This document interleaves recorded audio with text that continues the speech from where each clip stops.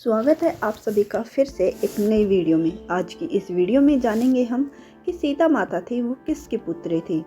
मान्यता है कि बिहार स्थित सिमगड़ी का पुनेरा गांव वह स्थान है जहां राजा जनक ने हल चलाया था। हल चलाते समय हल एक धातु से टकराकर अटक गया। तब जनक ने उस स्थान की खुदाई का आदेश दिया। कहा जाता है कि उस स्थान से एक कलश निकला जिसमें एक सुंदर सी कन्या थी। राजा जनक ने संतान थे, उन्होंने कन्या को ईश्वर की कृपा मानकर पुत्री बना लिया। हल का फल जिसे सीत कहते हैं उससे टकराने के कारण कलश से कन्या प्रकट हुई थी, इसलिए कन्या का नाम सीता रखा गया। इस घटना से इतना तो पता चलता है कि माँ सीता राजा जनक की अपनी पुत्री नहीं थी। वहाँ जमीन के अंदर से कलश से प्राप्त होने के कारण सीता स्वयं को पृथ्वी की पुत्री मानती थी। वहीं वास्तव में सीता के पिता कौन थे और कलश में सीता जैसे कैसे आई, इसका उल्लेख अलग अलग भाषाओं में लिखे गए रामायण और दूसरी कथाओं से प्राप्त होते हैं।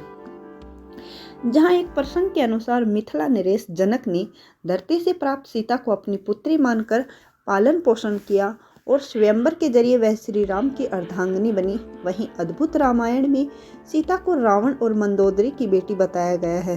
रावण के अपने विनाश के बीज भी तार्किक रूप से इन्हीं कथाओं में गुथे मिलते हैं।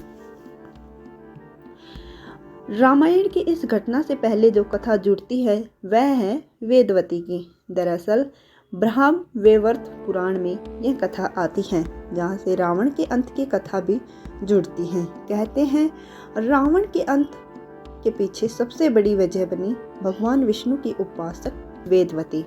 माँ सीता इन्हीं वेदवती का पुनर्जन्म थी।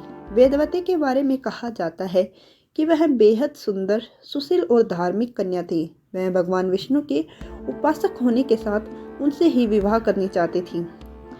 ब्रह्मा वैवर्त पुराण के अनुसार वेदवती अपनी इच्छा पूर्ति के लिए सांसारिक जीवन छोड़कर जंगल में कुटिया बनाकर तपस्या में लीन थी। इसी दौरान एक दिन जब रावण हिमालय का भ्रमण करते हुए एक ऋषि कन्या वेदवती को देखा तो उस पर मोहित हो गया। वह कन्या के निकट गया और अभी तक उसके अविवाहित रहने का कारण पूछा। तब वेदवती ने बताया कि उसके पिता उसका विवाह विष्णु से कराना चाहते थे, परंतु एक राक्षस ने मुझ पर मोहित होने के कारण उसने मेरे पिता का वध कर दिया। पति के वियोग में माता का भी देहावसान हो गया। पिता की मृत्यु का बदला लेने के लिए ही उन्होंने तपस्या का मार्ग अपनाया। रावण ने शुरू में वेदवती को बहकाने की कोशिश की, परंतु उसके नहीं मानने पर उसने वेदवती के केस पकड़ के कहा, और तुम मेरे साथ चलो।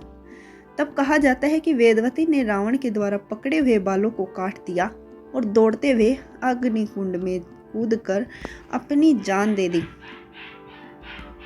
मगर मरने से पहले उन्होंने रावण को श्राप दिया कि वो खुद रावण की पुत्री के रूप में जन्म लेकर उनकी मृत्यु का कारण बनेगी। वहीं वेदवती अगले जन्म में एक कन्या के रूप में जन्मी और रावण का विनाश का कारण बनी। वेदवती एक कन्या के रूप में जन्म लेती है और कहा जाता है वो रावण के विनाश का कारण बनती हैं। अद्भुत रामायण में उल्लेख है, रावण कहता है कि जब मैं भूलवश अपनी पुत्री से परिणय की इच्छा करूं तब वही मेरी मृत्यु का कारण बने। रामायण के प्रसंग के अनुसार दंडकारण्य में ग्रत्समद नाम का एक ब्राह्मण था, जो माँ लक्ष्मी को पुत्री रूप में पाने की कामना से प्रतिदिन एक कलश में उसके अग्र भाग से मंत्रोच्चारण के साथ दूध की कुछ बूंदें समर्पित करता था। कहते हैं उस समय देव असुरों के बीच संग्राम चल रहा था। कभी असुर देवों पर तो कभी देव असुरों पर आक्रमण करते रहते थे। उसी बीच किसी दिन रावण उस ब्राह्मण की कुटिया पर पहुंच गया। उस समय ग्रत्समद वहां उपस्थित नहीं थे। इसका फायदा उठाकर रावण ने आश्रम के अन्य ब्राह्मणों और ऋषियों को मारकर उनके रक्त को उसी कलश में भर लिया। कहते हैं कि रावण उस रक्त कलश को अपने साथ लेकर लंका चला गया, जहां उसने अपनी पत्नी मंदोदरी को उस कलश को संभाल कर रखने को कहा। वहीं मंदोदरी को उस कलश में क्या है इसके बारे में बताते हुए उसने कहा कि यह बहुत ही तीक्ष्ण विष से भरा है। जब कुछ दिनों के बाद रावण विहार के उद्देश्य से सहात्री पर्वत पर चला गया, जो कि मंदोदरी को पसंद नहीं था। कहते हैं, अपनी उपेक्षा से खिन्न मंदोदरी ने मृत्यु को वरण करने के उद्देश्य से कलश में रखा पदार्थ पी लिया।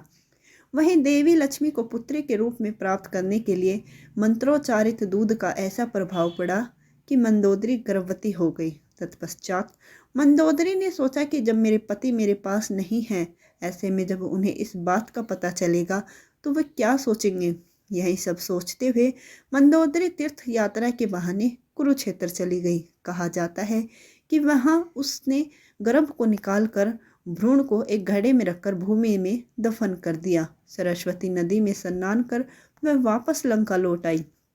कहते हैं कि कालांतर में इसी भ्रूण से सीता का जन्म हुआ। मान्यता है कि वही घड़ा हल चलाते वक्त मिथिला के राजा जनक को मिला था, जिसमें सीता प्रकट हुई थी। लोक जीवन में सीता राजा जनक और सुनयना की पुत्री के रूप में विख्यात भले ही रही हो, लेकिन यह भी प्रचलित था कि वे दोनों केवल पालक माता पिता ही थे। वाल्मीकि रामायण के अलावा कंपन रचित रामायण, जैन रामायण, थाई रामायण और लोक कथाओं में भी माता सीता के जन्म और जीवन को लेकर अलग अलग ढंग से वर्णन है। अद्भुत रामायण की बात है तो बता दूं कि एक बार ऋषि भारद्वाज ने ऋषि वाल्मीकि से रामायण के कुछ गुप्त और रहस्यमय पहलुओं को बताने के लिए कहा, और कहा जाता है कि इसके परिणाम स्वरूप वाल्मीकि द्वारा अद्भुत रामायण लिखी गई। यह संस्कृत भाषा में है, जो 27 सर्गों में रचित एक विशेष कविता है, जबकि वाल्मीकि रामायण को इस ग्रंथ का प्रेरणा स्रोत भी बताया जाता है। यहाँ एक और प्रसंग का जिक्र बनता है, जो कि सीता के अपहरण के बाद उन्हें लंका के अशोक वाटिका में जुड़ा है। कई बार सवाल उठता है कि रावण की कैद में एक लंबा समय गुजारने के बाद जनक नंदिनी सीता ने कभी रावण को अपने समीप भी नहीं आने दिया। क्या वह सीता के क्रोध से डरता था या फिर भगवान राम के क्रोध से? वह किसी वचन में बंधा था या फिर वह श्राप था जिससे वह सीता से दूर रहने के लिए बाध्य था? आलीशान महल सोने की लंका को छोड़कर उसने क्यों सीता माता को अशोक वाटिका में रखा?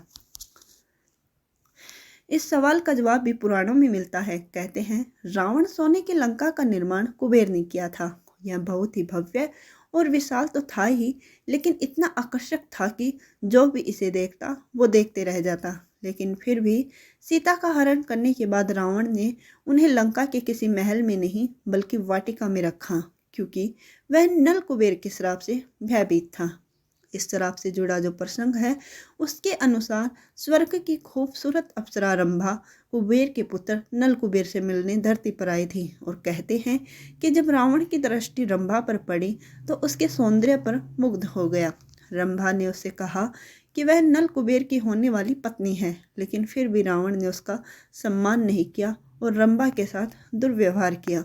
जब इस बात की खबर नल कुबेर को मिली तो उसने रावण को श्राप दे दिया कि जब भी वह कभी किसी स्त्री को बिना उसकी स्वीकृति के छुएगा, फिर अपने महल में जबरदस्ती रखने की कोशिश करेगा, तो वह उसी क्षण भस्म हो जाएगा। कहते हैं कि इसी श्राप की वजह से रावण ने बिना सीता माता की स्वीकृति से न तो उन्हें स्पर्श किया